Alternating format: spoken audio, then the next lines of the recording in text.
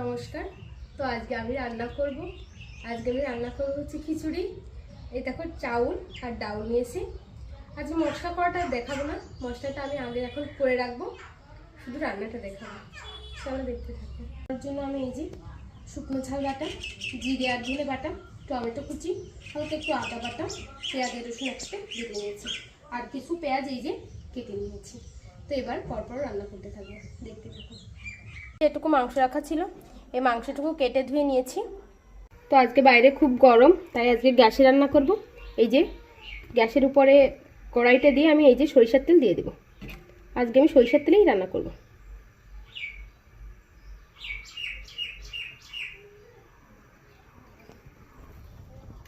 এটা গরম হয়ে গেছে, এবার আমি আলুগুলো ভেজে নেব।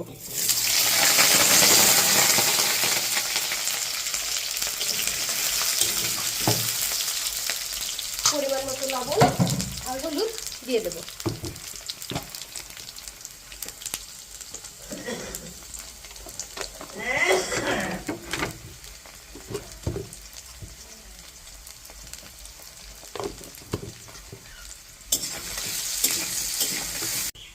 আলুগুলোকে উঠিয়ে নেব। আমি দুটো জিরে ফোড়ন কেটে নেব। এবার পেঁয়াজ রসুন বাটাটা দিয়ে দেব। এবার একে একে শুকনো ঝাল বাটা, আদা বাটা, জিরে আর ধনিয়া বাটা দিয়ে দেব।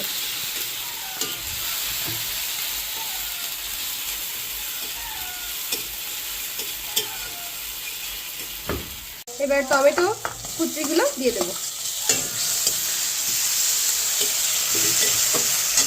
এর ভিতরে আমি অল্প একটু হলুদ আর লবণ অ্যাড করব।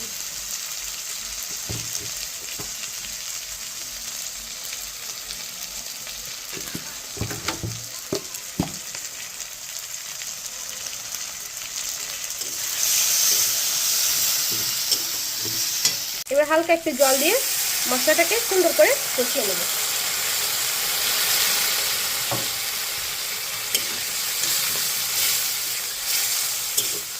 মশলা থেকে তেল ছেড়ে দিয়েছে, এবার আমি মাংসগুলো দিয়ে দেব।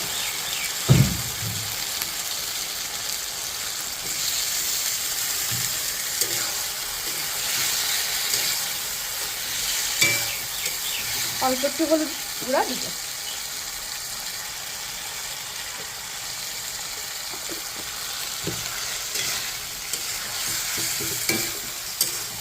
মাছটাকে ভালোভাবে কষিয়ে রান্না করে নেব। এখানে প্রায় শেষ, এবার আমি জল দিয়ে দেবো।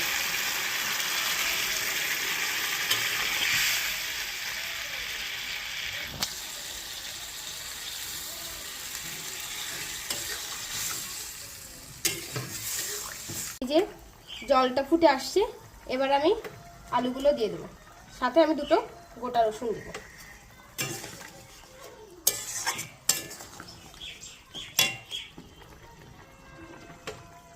তো দেখো মাংস রান্না প্রায় শেষ।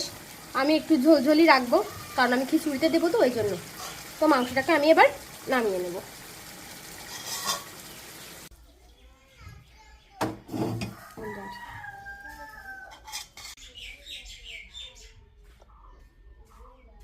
রান্না শেষ, এবার আমি কড়াইটিতে আবার তেল দিয়ে দেবো।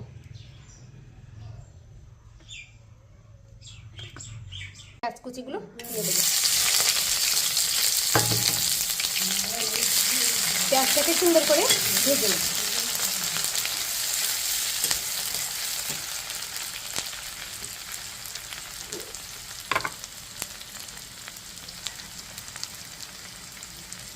পরিমাণ মতো লবণ দিয়ে দেবো।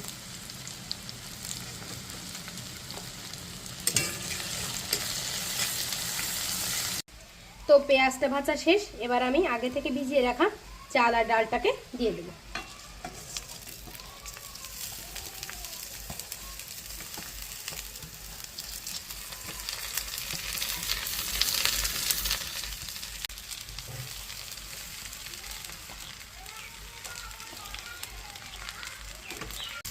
এটাকে আমি সুন্দর করে ভেজে নেব।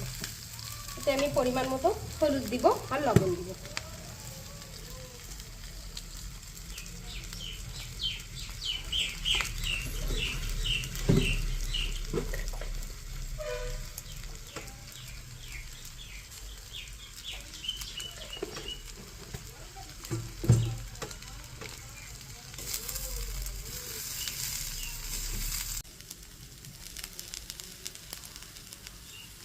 আমার কড়াইতে খিচুড়ি ধরবে না, তাই আমি আর নতুন করে একটা পাতিলে এগুলো ঢেলে নেব।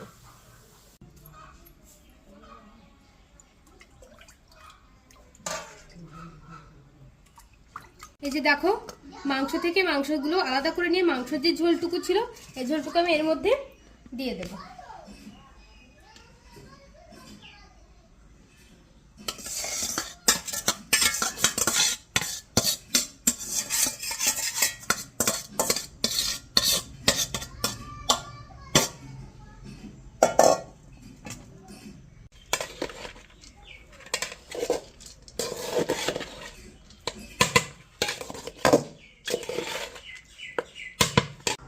এবার এর মধ্যে পরিমাণ মতো জল আমি দিয়ে দেব।